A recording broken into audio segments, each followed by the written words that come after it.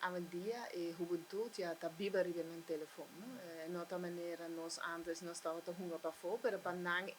internet lang telefono talang mundo en dan aan hobi information nan te zien voor die jepe ya tan tin su influencia hobi malo tan manera bota bisa.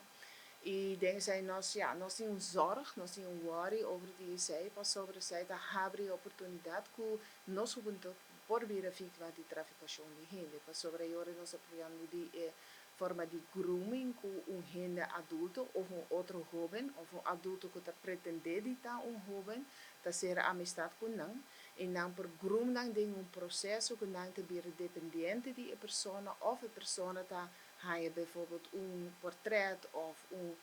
clip die een persoon sunu e door die zij op die manier een controlemechanisme e por forcer pagar certo costa. E ora bota papiando di trafficazione di gente, di explotazione di un'altra persona.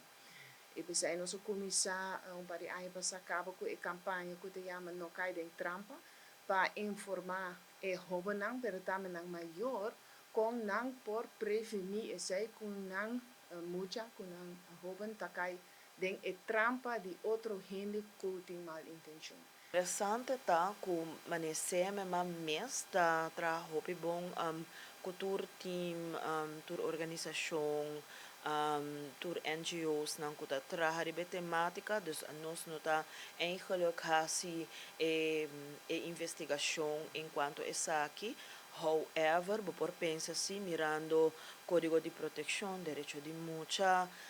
se não tá jovem, doesn't matter quem tá cometer delito, no? Se não tá jovem, então chega, por exemplo, cerca nós tá assim nos